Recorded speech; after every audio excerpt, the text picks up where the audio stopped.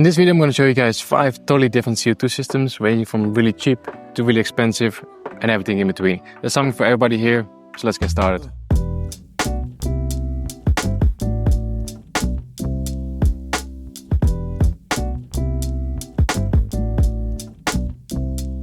So let's get straight into it with option number 1. Obviously the cheapest way to add CO2 to your tank is to make it yourself. Luckily this is really easy to do. You probably already have most of the stuff that you need at home. So we need an empty soda bottle, we need some sugar, some yeast, something to make a hole into the cap of the bottle, a little bit of super glue as well to make sure it's completely airtight, some tubing, and of course a CO2 diffuser. I have a few videos on my channel that really go into detail about how to set this up, but here's the quick version of it. To make the CO2 system, start by drilling a small hole in the bottle cap and make sure the hole is slightly smaller than the diameter of the tubing. Then push the tubing through the hole in the cap and seal it with some super glue to make sure it's completely airtight. Next up, add some sugar into the bottle. I'm using roughly 250 grams here.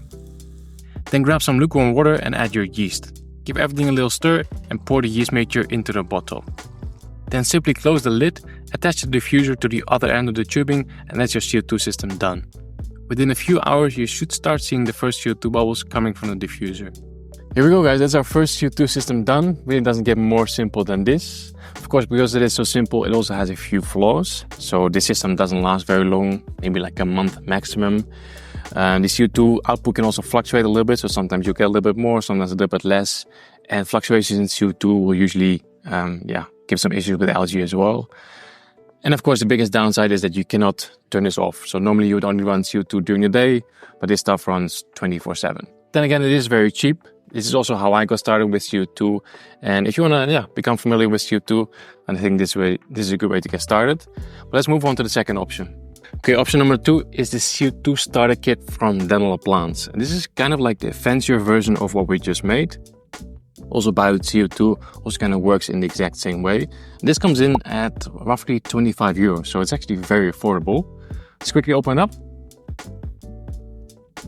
So we can have a plastic bottle in here. We also have some sort of sugar mix. Then we have a little pouch with some tubing, CO2 diffuser, basically everything you need. Then we have the CO2 activator. So I'm guessing that this is also some sort of yeast. And lastly, the instructions. For this CO2 kit, we first need to add 300 milliliters of hot water into the bottle. Then close the lid and give everything a good shake. After that, we need to leave the bottle alone for 24 hours until the ingredients have turned into a solid mass. 24 hours later, add one portion of the activator into 200 milliliters of lukewarm water, give that a little mix and add it to the bottle as well. Then we can close it with this special air cap, connect the tubing and the diffuser, and just like our homemade CO2 kit, we should start seeing CO2 bubbles within a few hours. Okay guys, that's option number 2, Dental Plants CO2 starter kit. Already a big improvement compared to our DIY kit, and still very affordable, 25 euros. It's not too bad. But the good thing is, on the box here it says 60 plus days, so it already runs a lot longer as well. And what I like about this set is that you have the sugary mass at the bottom and the yeasty water on top, so it's kind of separated. And that way you also get a much more stable CO2. But we still don't have an option to turn it off at night, so this also still runs 24/7. So let's move on to option number 3. Okay, now we're getting more advanced. Option number 3 is the CO2 generator kit. Obviously the price is going up as well.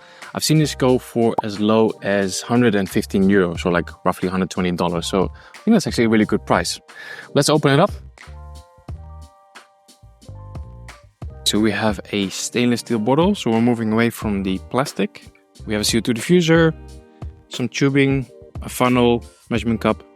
We have a CO2 regulator controller. So with this set we can actually turn it off at night. We can actually control the CO2 set with our phone. We have 2 acrylic U-bends, so we can nicely fold the CO2 tubing over the edge of the glass. Then we have the power plug, and we have the solenoid valves. This is an electric valve that will allow us to close the CO2 at night. And lastly, we have the regulator with a bubble counter, and this is a little filter to trap any moisture, prevent it from going into the regulator.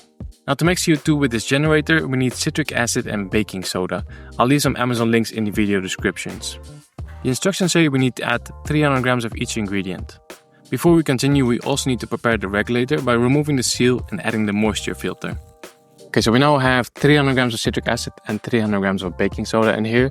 Next up, we're going to add the water. You want to do this quite quickly because as soon as we add the water, the two components are going to start working and start producing CO2. So the longer you wait, the more CO2 you're going to lose. So I have 300 milliliters of water. I like to sort of tilt the bottle a little bit and just pour it in quickly. And then just take the regulator, close it up. And once it's completely closed, I'd like to give it a little shake. Within just a few minutes, you will notice the pressure going up and you'll start seeing some condensation on the bottle as well. That's just the chemical reaction happening and making the bottle colder. Now we can connect the solenoid valve, the bubble counter and the little controller device. Once everything is set up, you can open the Chihiros app and create a schedule for when you want the CO2 to turn on and off. I usually start mine at least 1 hour before the lights turn on. So that's option number 3, the Chihiros CO2 generator kit. This is already a step in the right direction. It took maybe 10 minutes to set up, but it's already working. We already have CO2 coming out of the diffuser. So what I like about this set is the shut-off valve, so we can now shut the CO2 off at night. It's not running 24/7 anymore. That way we can just save a lot of CO2 as well, you know. Of course, it depends a little bit on the size of your tank, but this set should run you a couple of months. Another thing I like about it is the ingredients, the citric acid and the baking soda. You can just buy those in bulk, have it delivered to your house, and you don't have to go anywhere to get your CO2 cylinder refilled. I think for me that's a big plus. If there's anything negative to say about it, I would say it's still a relatively small amount of CO2. So with the 300 grams of citric acid and 300 grams of baking soda, I think that produces around 100 grams of CO2. So still not too much. I mean, if you have a really big aquarium, this is probably not the set for you. And I think if you start comparing the cost for the ingredients versus the cost of just a refill of a regular CO2 bottle, then yeah, it's a little bit more expensive. But yeah, I think it's a good set.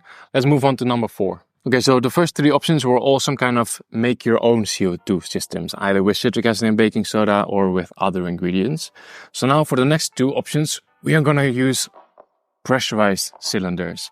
I really like these because they just last a very long time, you know. This one is 2 kilos. Depending on the size tank that I'm using it on, it should last me anywhere between 6 months to a year. They're a little bit more expensive to buy, but refills are just the cheapest option that you can get. So in the long run, a cylinder like this is just very affordable.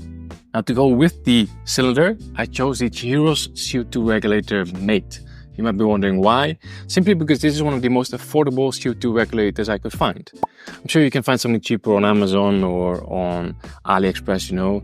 But this one is from Chihiros. Chihiros is a good brand, has a good reputation, so you know you're getting a quality product.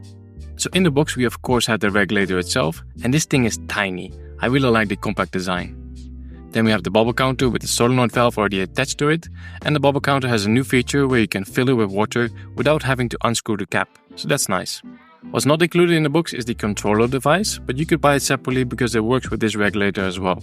To set it up, I suggest to first add the bubble counter to the regulator and then add the regulator to the CO2 cylinder. Then fill the bubble counter with water, connect the regulator to your app, and that's it. Okay guys, that's option number 4, the pressurized cylinder with the Chihiros regulator mate. I really like it. I think this is the best option if you're looking for CO2 for just one aquarium, you know.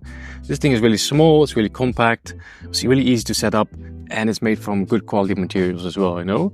Now, if you're like me and you have more than one aquarium, then option number 5 is probably for you. Okay, so the last one, option number 5, we again have a pressurized cylinder, again 2 kilos, and this time I'm going to combine it with the Chihiros CO2 regulator Pro. So this is obviously the most expensive option, but this is perfect for people that have more than one aquarium and want to supply more than one aquarium with CO2, but just have one cylinder. So with this regulator, you can add so-called manifolds. And this will just allow you to run CO2 to multiple aquariums. So for example, over here, I have these 3 tanks all running with CO2. So instead of just having 3 separate CO2 systems, I have 1 cylinder, 1 regulator, and in this case 5 manifolds, so I could actually get 2 more tanks with CO2 if I wanted to. So this regulator is a lot bigger and also has 2 gauges, one for the pressure in the CO2 cylinder and one for the working pressure. It also comes with spare O-rings for the bubble counter and a connection between the cylinder and the regulator. And especially the last one is important. You want to make sure that when you attach this one, it doesn't move around. You can see here when I flip it around, it's a bit more loose and it'll probably start leaking. And just like before with the previous regulator, you can pair this one with the controller as well. With these big regulators, I also like to use a wrench to make sure it's well connected. Just don't use too much force. Here we go, guys. 5 totally different CO2 systems. I think there's something for everybody here, so let me know in the comments which one is your favorite. As always, thanks for watching. See you in the next one.